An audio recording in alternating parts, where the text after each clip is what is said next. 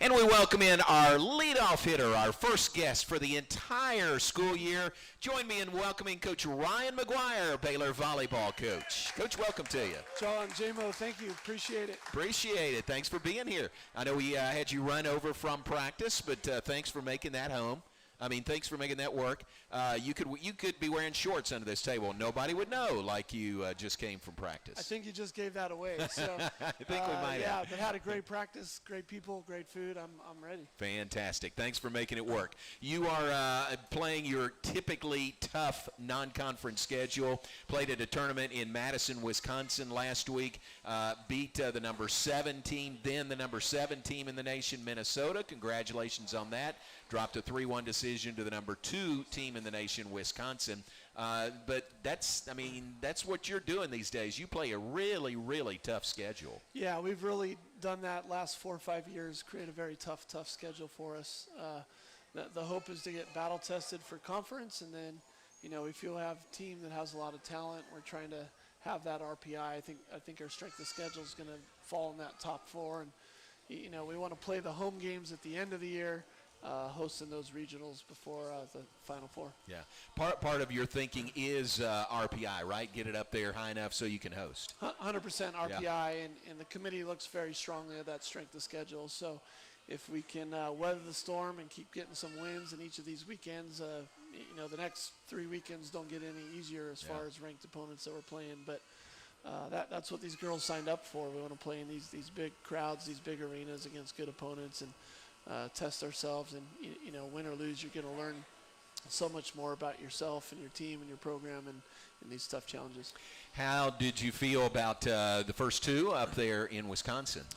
Yeah, we got so many new faces and some new places here with a lot of weapons. So I think for me, there's been some decision fatigue and trying to figure out how to put it together. But really liked opening night. We've done some creative things with Marika Vandermark moving from opposite to middle, second in kills, 7 blocks for us. I think really kind of maybe confused Minnesota for a little bit because that's something they're not anticipating. It's a unique look. And, the addition of Avery Skinner, All-American, has just been phenomenal. Front row, back row, she does so many good things. So getting her dialed in, I don't think, we haven't even – over the weekend saw the best version of her yet in doing that. So there's so many things that I know we can get better at and do, but really liked the fight in that first night for sure. We were down 24-20 and came back to win that 4-set to win the match. The next night we needed to play at a higher efficiency and, just couldn't do it over the length of the 4 sets. Yeah. Really a terrific start, 1-1, but playing 2 top 10 teams, 2 top 7 teams. And you told me your ranking, you were 10th last week. You went up a spot to number 9 this week. Yeah, moved up to number 9, yeah. Yeah, congratulations on that. I want to talk about the newcomers to your roster. Let's start with Avery Skinner. That's a nice addition to your roster, isn't it? It's a great addition. She's a national champion. We don't have any of those on our team other than her. We're trying to make that out of all of our athletes. So she just brings great experience, great training, and really is just so easy to get along with. Extremely mature, articulate young woman that's just going to be a beautiful professional that really is pouring into others, but a heavy, scary arm. She can really terminate and bring the heat. What was that process like with a grad transfer? How does that work? Does she initiate that, or how does that all work? It was actually their head coach that called me first, and great coach. And he's just like, Ryan, I don't know my 30 years he's been doing a long time I've ever had a phone call like I'm giving you right now, but we got a kid that wants to transfer because of the major that you guys have, speech pathology, and we don't have it here in Kentucky. We'd really love to keep her here. I don't want her to go into the portal and deal with all these questions during the Final Four in the tournament. So, but if you'll take her, she'll come. Wow. We said sure. So nice phone call. No magic on my special part. I believe God's our head recruiting coordinator, and all of the girls on our team are here for a special purpose and reason. And definitely thankful for that addition. Yeah. Shout out to speech pathology. Glad we have that major here. Yeah. And I think most people know, but we'll remind everyone that Avery's dad has a Baylor background as well.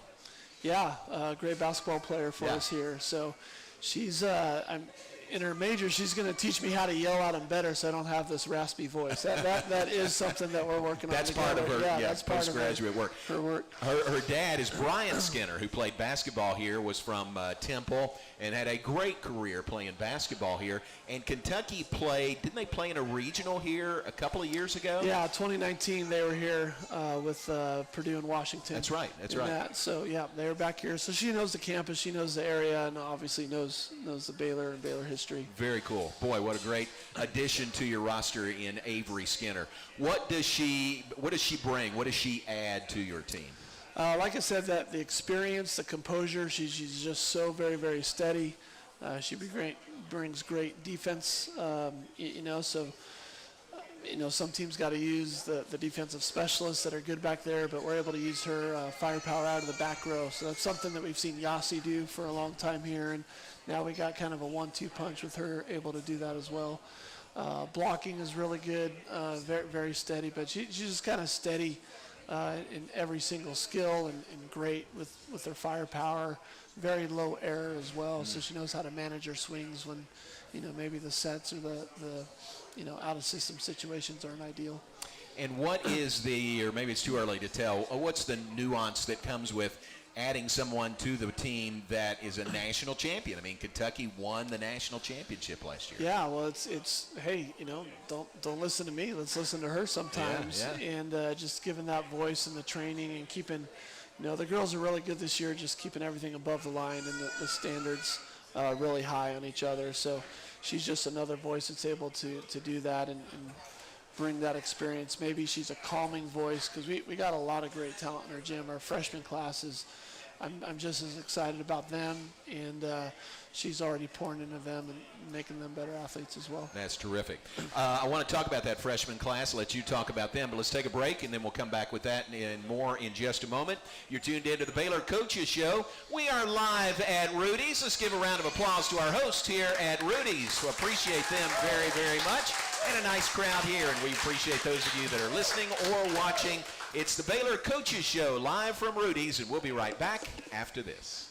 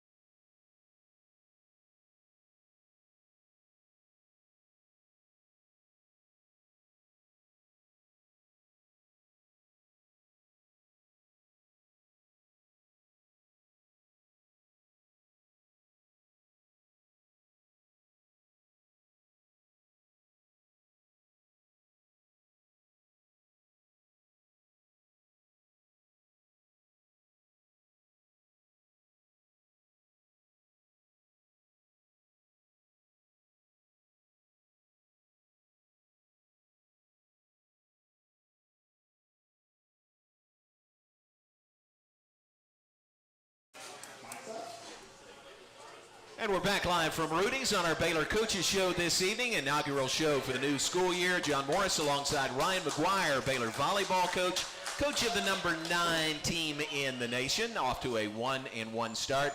We talked about Avery Skinner, a grad transfer addition to your team. What about the freshman class? So that is an impressive freshman class you have. Yeah, really, really excited about our freshman class. We bring a lot of talent, a lot of height too. It just, man, there's a lot of trees in there in doing that. You know, we got 3 great middles in Allie Andrews, Caitlin Riley, Ava Grace. That you know, Caitlin had a great practice today. Was, you know, blocking all those All-Americans off the court today. As they develop, they're going to be bright future for us moving forward. And then you look at Elise McGee, Kara's sister, that you know, probably been one of the biggest surprises is just how much she's grown in such a short amount of time as a freshman. Really hits that ball hard, great blocker, an incredible learner. Like, we've been really impressed with how she's learning. And then Riley Simpson, we call her Big Red, comes from a great volleyball family. Both sisters play Division I at a high level, and she's tearing it up in the gym too. So we're really able to be competitive. Both sides of our court are really good, high-level athletes on both sides. And, yeah, I can't wait to see how they're going to continue to develop and get them all out on the court. How have you seen the level of your recruits, your level of signees, level of talent overall? How have you seen that grow in your years here? I think we're just attracting great athletes. You know, and I need to talk about Lauren Briseno, the freshman who's you know, started for us in the back row and has really been one of the best passers in the gym for us this whole entire time. You know, Baylor attracts the right people, and I think the recruiting in a good way gets harder because a lot of people want to come here because they want to win, but you know, it's always been about the family, and we're looking for people that know how to multiply the joy and divide the burden among each other. And so when I look at like a Briseno who committed young and early, and I look at what, you know, attracted Elise and Riley and these athletes, it's really the people of Baylor, the community, and then our athletes themselves that just are so welcoming. So it's fun because our girls want to win, and these girls want to come in a program that wins, but also want to be a part of a program that's just having an impact and you know, leaving a legacy. And you know, this legacy is going to be great. We got 10 super seniors on this team because of COVID, and you know, that's the flip side. I got the future of Baylor here in this great class, but now we got, you know, Yasi and just her leadership, and Hannah and her leadership, and Callie and her leadership, and Presley and her leadership, and Bree Coleman and her leadership, and that list goes on. And that group is just a lot of great things are happening in our gym, you know, on and off the court. Yeah. We are so used to having them here, those super seniors. I don't think we can let them go. We need to figure out a way to keep them around after this year. We got to let them go. We're preparing champions for life, and so okay, they got to get on with their life when it's all said and done. But no, we love having them, and but like I said, it's unique. You know, you could complain about what COVID did, or you can be grateful for this unique situation. We're really going to embrace it, and yeah, for whatever reason, I get these extra years with these athletes, and these freshmen that weren't planning on playing with these athletes get to learn from them, and there's relationships that were unanticipated that I think there is a purpose and plan behind that. It's a great lead in to our first Place Foods Ask the Coach question of the night. Comes from Roy Evans right here. Roy's up front. It's brought to you by First Place Foods. That's a darn good pickle. And Roy says, with 23 players on the team, has that challenged your management ability? 100% yes. There is no doubt about it. I think that the two things that are going to make or break us is, you know, can I have a lefty middle, which is non-traditional? It'll either be very successful or people think I'm crazy and not good. And keeping 23 is definitely a higher number to manage than what we're used to.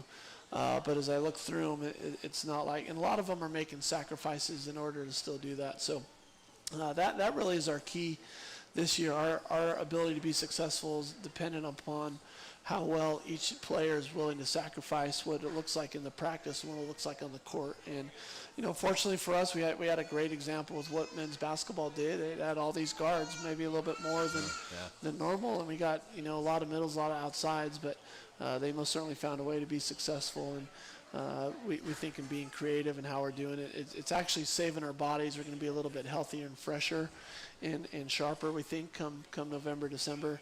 And they're all bought in. They're all really engaged. So right now it's multiplying.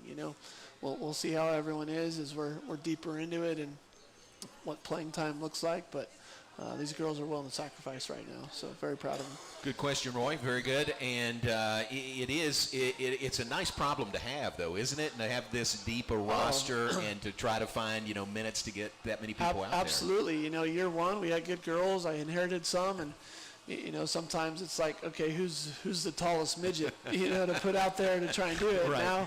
Now the conversation is, there's no wrong decision. And so I think what's unique is how do I make the best right decision? It is right for us to have a Emily Van Slate on the court. It's right for us to have a Lauren Harrison on the court.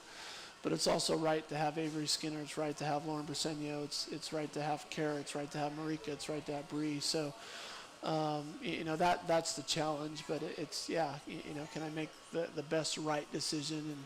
And fortunately, there's not a lot of wrong decisions because they're good and they all compete. So. I know you've only played 2 matches so far, but against top-notch opponents, as we talked about. Are you seeing the same things from them and then other teams as you look at their rosters, that you're going to face programs or rosters that are as deep as yours all year? Yeah, most definitely. Texas is ranked number 1. They bring everybody back, plus added some.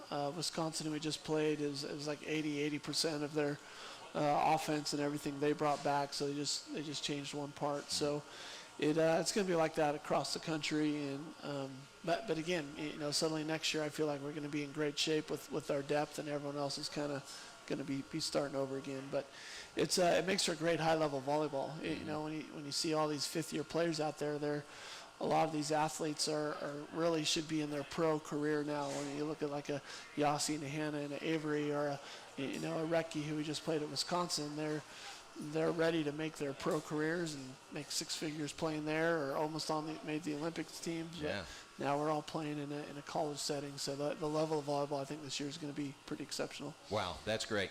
Can we spend a long time talking about Yasiana Presley and how people, if they haven't taken advantage of it, they really need to make a point to come out and see her play in this her final year. Yeah, she is just a special woman. She really is.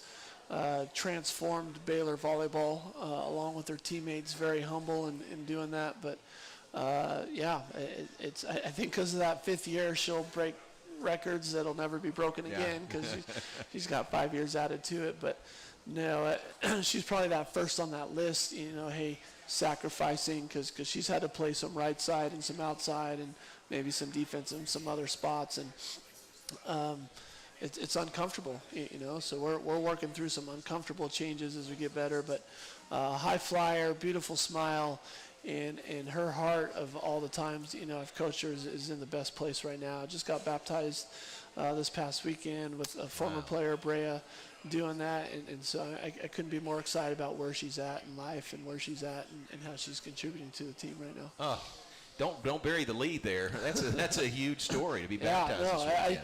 It's just, she had a great transformation over the summer and has always been a good leader, but, she's allowing God to lead a little bit more in all of this. Her beauty is just multiplied tenfold. That is great. I think she's 24 kills away from 2,000 for her career, and then something like 200, 297 maybe. She'll definitely get that. Yeah, she will. Maybe this weekend. Yeah, she is getting closer to that. But isn't that great to see? I mean, she's going to lead. She's going to leave with all those records. Yeah.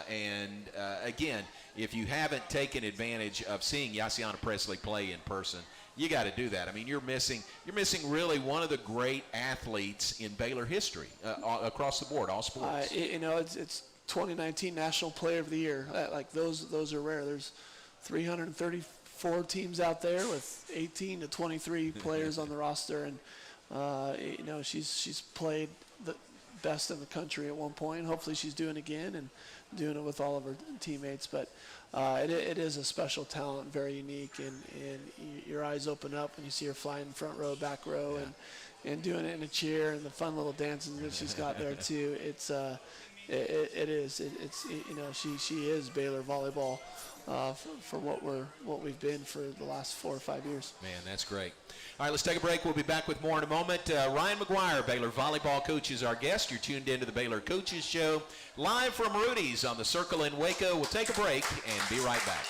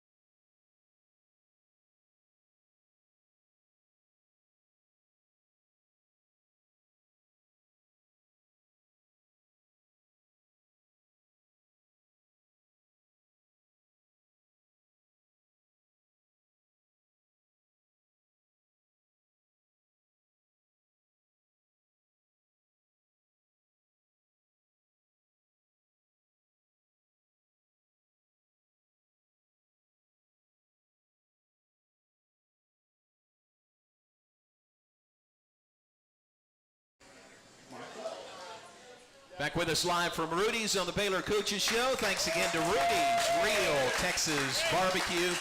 We're with Ryan Mcguire, Baylor volleyball coach. Coach Dave Aranda will join us the second half hour of the show this evening. Volleyball has 2 games under their belt. Football opens this weekend on the road in San Marcos against Texas State. You are headed on the road again. When you going to play a home match? Not till middle of September. Yeah, middle of September. So we're and the competition, but the the COVID offset it, so we're headed to Tennessee. This is a return trip that we were supposed to do last year. Okay. So yep. We're making up for that now. Should have had that out of the way and then been home this weekend, but it is what it is. This is big for Callie Williams going back to Knoxville. Absolutely. She's definitely hungry and wants to dominate as a Baylor Bear for sure in these upcoming matches. So Tennessee Friday and then Pitt on Saturday, and you said Pitt moved up to number 7 this week. Yeah, no, Pitt's ranked up there, good program. They've been dominating the ACC for a long time here, so again, we'll be battle tested. Both teams, Tennessee's receiving votes, they're on their home floor. Pitt finally broke through and made it to Sweet 16 last year after a couple second rounds. So again, 2 tournament quality teams again this weekend. Yeah, it sounds like it. So that's Friday and Saturday. The home opener, you do play at home against Rice on September 16th. It'll be nice when you finally get to play in the Farrell Center. Yeah, no, looking forward to the Farrell Center and packing the house and having a crowd again this year. I know that's something that's exciting. The atmosphere in the Farrell's always been great. Our fans have been phenomenal, and we've been getting the wins over Rice, but they've turned into some tough matches at times. They've beaten Texas actually the last 2 years in doing that. So looking forward to having them there. Another great coach, good program. Shelby, our volunteer assistant, played there. So as long as she's wearing green, I think we're good. That's good. Keep Shelby on our bench for sure. I'm interested. Last year it was such a wonky year all the way around, but you played a fall schedule and you played a spring schedule, which is very abnormal for your sport. Is there any carryover, or have you seen any effects of playing in the spring and then the tournament in the spring also, and then a quick turnaround to play again in the fall? Yeah, it really was a grueling schedule. It was August to April with starts, stops, and changes, and we're ready to close that chapter. It was a quick turnaround where, man, it seems like it just ended. Now you're jumping back into the season. I think the challenge has been, we missed a summer of individual training because we weren't allowed on campus. We're in season, and then the spring is normally where we were doing all those individual trainings and trying to get maybe some of those younger athletes caught up in some of their individual skills, footwork, balances, platform. So we missed 2 springs, a summer. So I think how we're training now, we're trying to mesh and still make sure we're maintaining and really kind of getting caught up for the underclassmen that have been here 2 years but haven't had that long block where we could focus on the individual training focus. So it's still new territory for me because it's kind of changed how we've done practices, and with so many people in grad school too, the availability of who can come and can't come, because they're locked in these classes has been unique too. So we're being creative in that regards, but I do feel there is a new revival and refreshness when it comes to just the energy and focus in here on the matches. So that part's been good. Very good. How do you, what are some of the odd things you have to do schedule-wise to make practice work? Like Avery Skinner and Chanel are 2 primary passers for us, but they only overlap for like 45 minutes, so speech pathology, right? We have it, and that's why she's here. But there's not all that budge room, but you got Chanel and Presley Anderson and Marika and their sport management stuff and Yasi and that stuff. So we just got to be really efficient, making sure, hey, we need these people passing to each other in that 45 minutes, and then Avery's coming early on some days, and because she's got to leave early. So get her caught up, and so that might be grabbing the setters. Hey, we're going to work on some hitting and defensive stuff, and then, on the other days she's coming late, and Chanel's kind of the flip-flop and doing that. So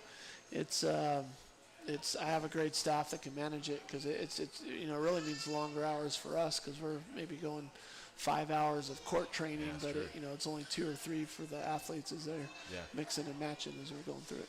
Would you talk about your staff, and they're right there with you, and you're the one that's here tonight, but man, you got a great staff are all rock stars, and that goes all the way from Kellyanne, our director of ops, which is just like a puppy. She just loves serving the girls, she loves serving the staff, keeps us so organized. Ben Barr, our technical coordinator, we just call him Supreme Chancellor of everything else, because it kind of all gets dumped on him, but just a lot of wisdom, perspective, our video montages, the technology that we're able to bring, and the information. Shelby Livingstone, a former athlete at Rice, just brings that perspective, the relatability to the girls, knows how to mentor them spiritually, encourage them emotionally, motivate them. And then really, Sam Erger, Jason Williams are both associate head coaches. Don't always see that other places, but they both just take great ownership in their areas of responsibility. And we talk about our great recruits. Sam is in the weeds as our recruiting coordinator, and she's had 3 kids since we've been here, so that does mean Jason and I have traveled a little bit That's right. more extra, but how she manages that, works with her setters and her offense. And I think if you talk to the girls, all the girls are going to say Jason is just so wise in putting together game plans and matching up and giving the perspective. And, he's kind of the first person that the athletes are going to on what's wrong with my arm swing. Man, why am I not getting these blocks in there? And we've been together, too. I think the cohesiveness of our staff has really been a benefit. And as we're trying to manage all these personalities on this team, I'm so thankful for them, because they all can relate to these athletes in ways that are unique to them, that catch areas that maybe my personality doesn't connect with as well. So I was going to say, the continuity, as long as y'all been together, that has to be a huge plus. It's absolutely huge, and just this world has enough uncertainty as it is, and so we're far past the here's how we do things. They're now we know it, and they add their own flair to it and specialty to it. So I really feel like we have elite level coaches teaching all these positions and what we're giving them. Wow. All right, so headed to Tennessee, a tournament coming up this weekend. Again, 2 tough teams. Finally back home to play on September 16th. Looking further down the road, how does the league look so far? You mentioned Texas ranked number 1. Yeah, Texas is 1, and they got a lot of firepower, but we get them at home, so really would love the support there. And last year it was tough. We lost to them in 5 both times. And that 5th set, anything can happen. So it'll be good to have them at home this next time through. K-State, I know played Nebraska really tough, another top 10 team, and they were finishing 3rd. Kansas is looking a lot better. West Virginia's 3-0. Iowa State's always a contender in there, and there's just there's no bad teams in the Big 12. Yeah. So top to bottom, we got to take them all seriously every single time. Yeah. Texas here, I think it's November 4th and 5th, or 5th and 6th, something like that, are the dates. But again, luck of the draw. And playing that schedule, in one place, not once here and once there. You get them in Waco. We got to make the most of that this year. Absolutely. I'd love to. Let's set a record. Let's get 10,000 fans and pack it out. And I hope we can keep winning. They keep winning. And when we played there before, it was 1 versus 2, and then there was 2 versus 1. So what's at stake really is that ability to host several rounds in the national tournament, probably. Good deal.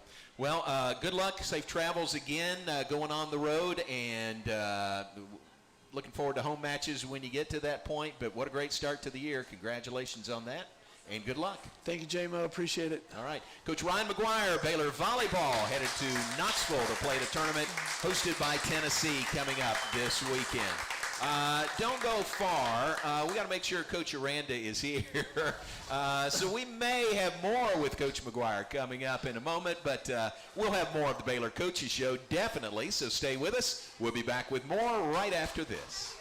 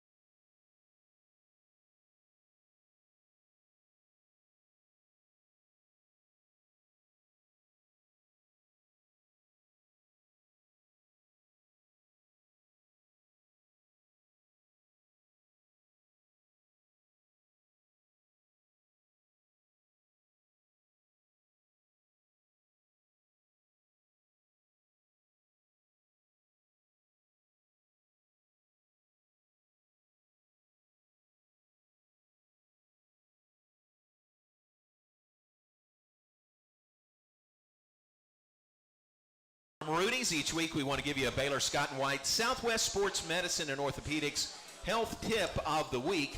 Staying home is one of the best ways to stay well and reduce the spread of COVID-19. Avoid contact with others, limit unnecessary trips, and have groceries delivered. Find more tips at bswhealth.com/COVID-19. Thanks to Baylor Scott & White Southwest Sports Medicine and Orthopedics. And back with us live from Rudy's. And let me introduce, Ryan Mcguire is still here with us. Coach, appreciate you going overtime with us. And you've got some guests up on the stage. I do have some guests. Yes. You know, you talked about the question was, what's it like to manage 23? Right. I think it's a lot easier than the 3 I got at home sometimes. 3 at home. So the real hero is my wife. That's Yes. the head coach, Jennifer Mcguire. She's been amazing. But this is my daughter, Katana. She is about to get her driver's license here soon. Oh, so nice. I'll warn those people in Waco coming up here in October. And my son back here, Ryder, is just entered 7th grade, and he's my pickleball buddy. We wear each other out on the weekends and trying to stay fit. Very nice. Great family. Thank you all for coming up. Appreciate it. Good to see you. Good luck with the driving. Who's teaching her, you or Jen? Mom a little bit, but me when we're going fast. So. Fantastic. Great to have them here. And Jennifer is back there as well, off camera. So thanks for sticking around. I appreciate that. You mentioned earlier in passing Coach Scott Drew and Baylor basketball and the culture of joy and winning the national championship. What does that mean to your program? How is that a benefit to volleyball? I think it's huge. I think, our job as coaches are to be dream releasers in our athletes. And so excited for Coach Drew, for women's basketball, win it before, and just, softball, soccer when they're making these deep runs. You just want to share that joy and excitement with them. But when you see the parades and you see, some of the celebrations, you got to, why not us? This is something we can do. And again, it's difficult. You got to be healthy, you got to be good, and you got to make it there all the way at the end. But those are dreams that maybe, Scott would tell you that seemed nearly impossible when he started dreaming that. And, that's our challenge each year is like, let's try and accomplish something that's eternally great and seems nearly impossible. And so to do that with 23 girls all bought in seems nearly impossible, but, that gets to be part of our testimony if we can do it right and do it well, regardless of the outcome, if we can win the whole thing or not. We're definitely impacting lives and preparing them. And Coach Drew and all the coaches at Baylor have been doing that, since day one and been a great example to me from the start. Can we, I hope I'm not saying something I shouldn't, but can we talk about the gift that Coach Drew gave all the coaches on staff? Yeah, my staff loves the swag stuff. So from Right. the balls to the shirts to the hats to, to me, the best thing about Coach Drew is his personality. It's him. And just having him visit with our team. And I know he brought Tony Dungy in to talk to his guys, but we got to bring in national championship Scott Drew to talk to us before heading into the tournament. And not every program out there could do that. So, they're just great humility for men's basketball and great accomplishments for him as well. And it's so clear as you see what all those guys are doing. And men's basketball, women's volleyball, we got some possible marriages happening down the road. Fantastic. I can't get in the weeds of there yet. Okay, no problem. Some of those relationships have been a little bit longer. Some are just starting. But, sometimes as coaches, I think they're great men. And we got great women. I like that. It's like baseball and soccer. Right. There's a history of relationships and marriages there. So now maybe we're seeing the same thing. Well, like I said, Lauren Harrison is just kind of, sometimes it's, it's not woe is me. It's like, well, maybe you got to work harder and keep going. So I love that kind of influence going into their ears than maybe the other kind of distractions that boys can have sometimes. Is there something to the fact that you look at men's basketball, national champions, women's basketball has won national championships in your time here. You can look at that and say, this can happen at Baylor, and you've been in the Final Four as recently as 2 years ago. It shows you that it is possible. It can definitely happen. Yeah, it can definitely happen for sure, and that's something that we're capable of. We have the resources here at Baylor. We have the atmosphere.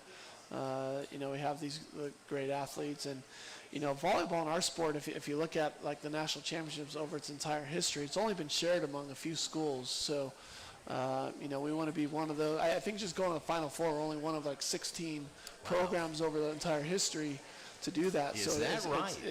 It's really kind of been the same schools over and over and over again as you look through it. So, we don't want to just crack through to the Final Four. We want to go a little bit deeper, but every coach knows it's still one match at a time. It's hard to get there, and you just want to present yourself and be grateful for that opportunity to have the talent and the chemistry to be able to go as deep as possible. Good. Facility-wise, you play in the Farrell Center. Your locker room's been redone. It's really, really nice. Are you given the resources that you need to win?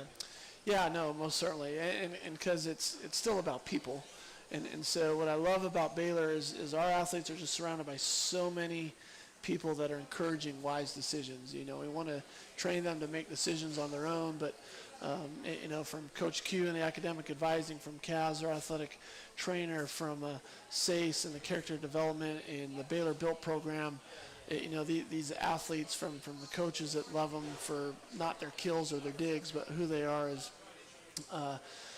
children of God is huge. And I just want to win so I can keep my job so my kids can come to Baylor here, because I love the influence that the professors are having on them as well. So our resources still are people, and I know, hey, there's financial things up and down, COVID stuff there, but we've really been surrounded by great administrators and great people here. Very good. I lost my train of thought. When basketball gets their new field house, it will make that practice schedule stuff a little bit easier with their scheduling. So I hope they get that built for them tomorrow. You're the biggest fan of that new pavilion. I am the biggest fan of that pavilion. Scott Drew deserves it, needs it, and let's finish it off. When that happens, there's talk of renovating or repurposing the Farrell Center. What would that look like? Do you have a suggestion? Do you have suggestions? I got lots of fun ideas for that. And, Felicia Mulkey, that's the other national championship program we haven't talked about that we'll share that facility with. We'll not sure all of my ideas go all the way to the top, but we want to get the crowd closer. I think the TerraFlex floor for our athletes, will save some bumps and bruises over the long period of training.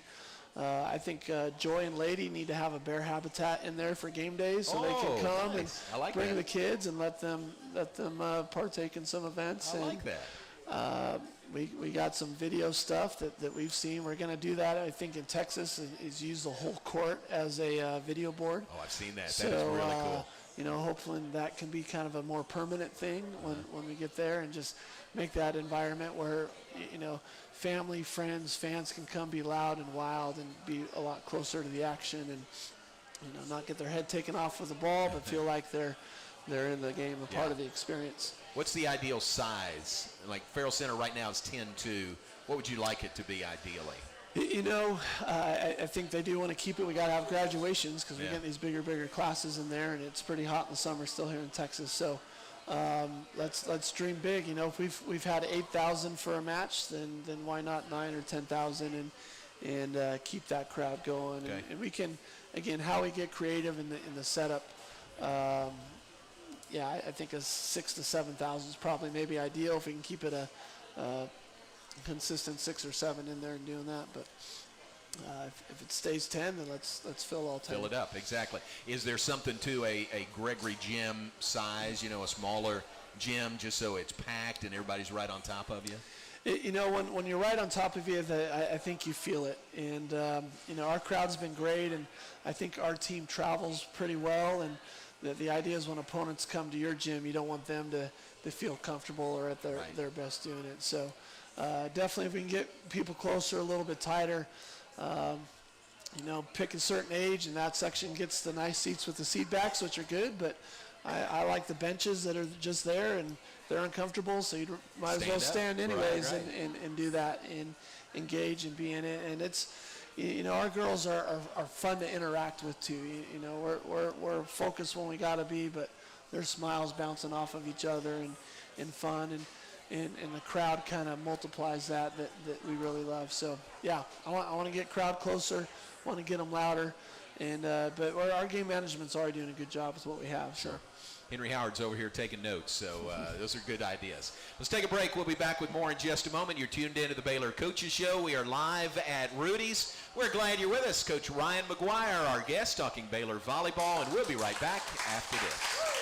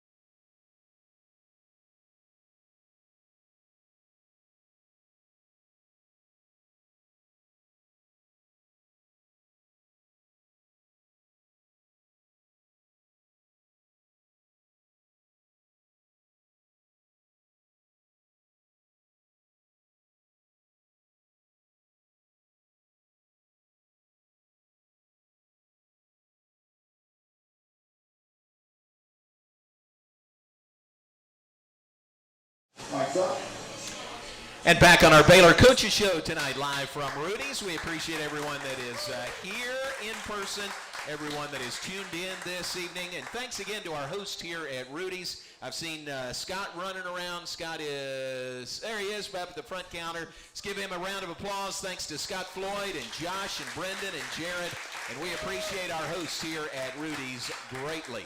Always fun to come here. We'll be back next week, and we're not finished yet tonight, but next week Paul Jobson will be with us, Baylor soccer coach, and Coach Dave Aranda scheduled to be with us, and Coach Aranda is just running late after practice this evening. But we continue with Coach Ryan Mcguire, Baylor volleyball, and you mentioned your support staff, and that is a widespread group, including SACE, the Student Athlete Academic Services Area Success Center. And we recently had the Golden Bruiser Awards, and volleyball was very well represented with the Golden Bruisers. Yeah, SACE did a phenomenal job putting on that event where we could just celebrate really all parts of athletics, from highlights to national championships to academic achievements to community service achievements to overcoming. It was just a fun time to celebrate and what the athletes have done, but SACE is spectacular. You talk about the recruiting, and I think some institutions might try and tackle, we're going to be good in character, we're going to be good in leadership or community service or spiritual formation, but at Baylor they really knock it out and hit every single area in there at a high level. I think we got comeback of the year for performance against Pepperdine, which was good. It's in the NCAA tournament, so if you're going to come back and win some matches, that's when you want to do them. Yeah. What do you remember about that match? And it was up against some really stiff competition, if I remember right. Yeah, it's in Omaha. It was different. You're normally on not a neutral side. It was kind of sport court, some fans, but not a lot of fans.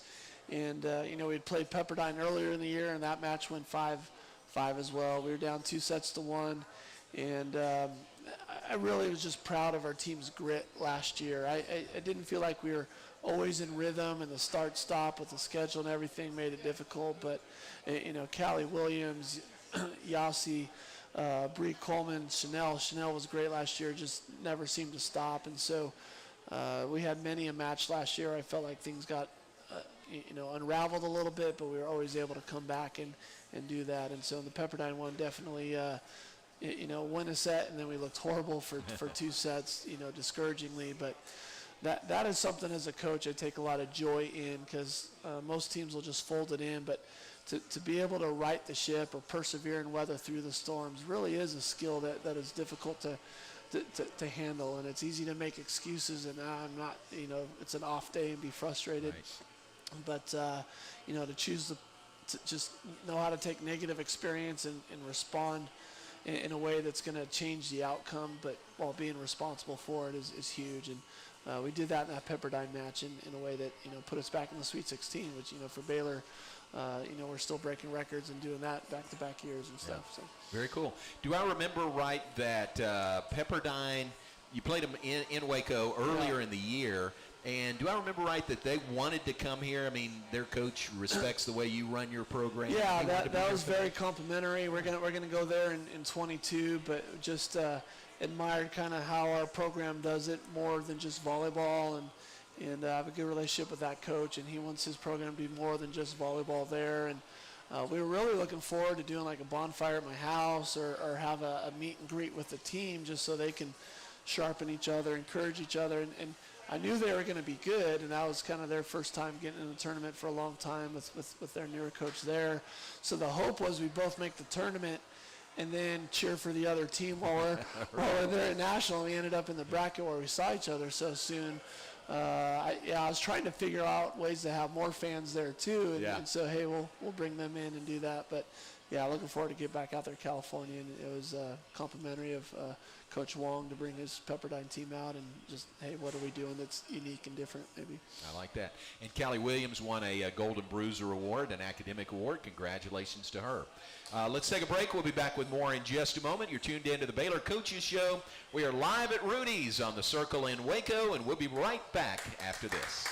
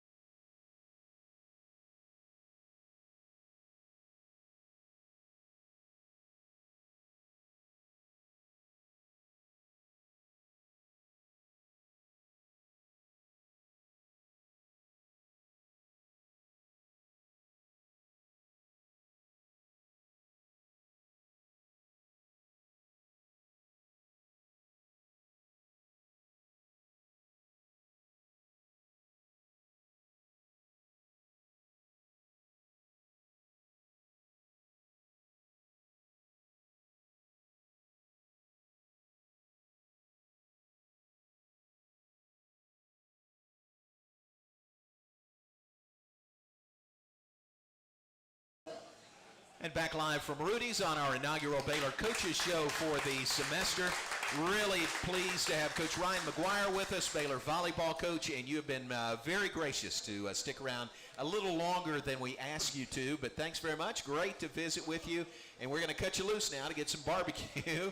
But good luck and safe travels as you head to Tennessee this weekend. Thank you. It's always fun hanging out with you, so I'll do it anytime. That. All right, thanks very much. Ryan Mcguire, Baylor Volleyball, the number 9 team in the nation. They'll play Tennessee on Friday. They'll play Pitt coming up on Saturday.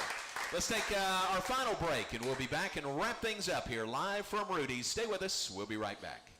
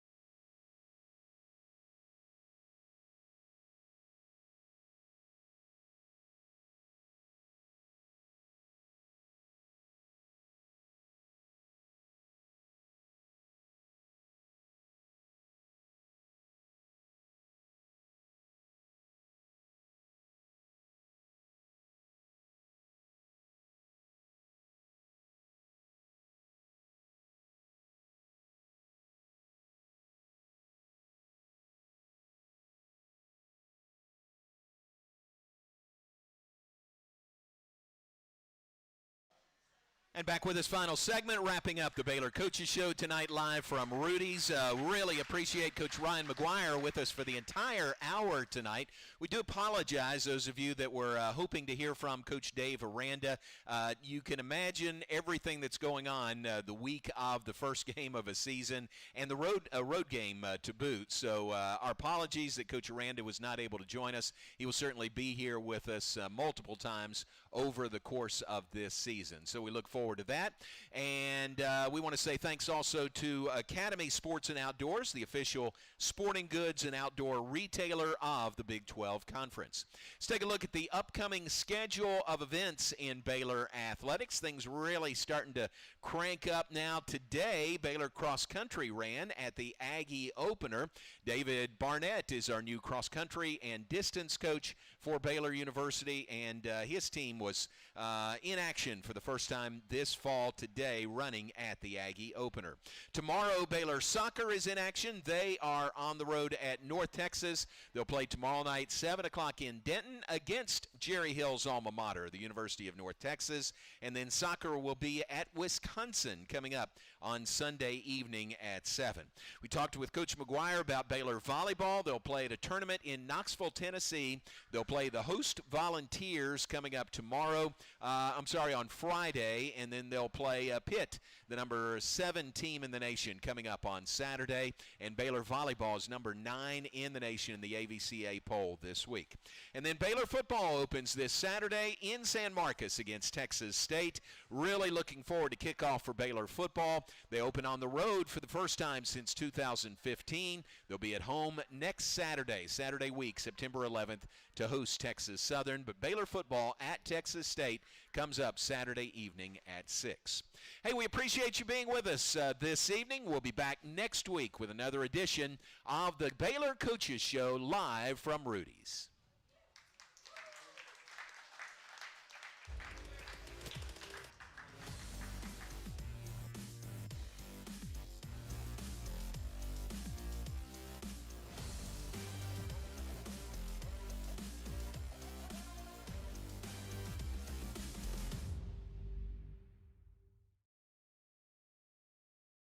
This has been a presentation from Learfield,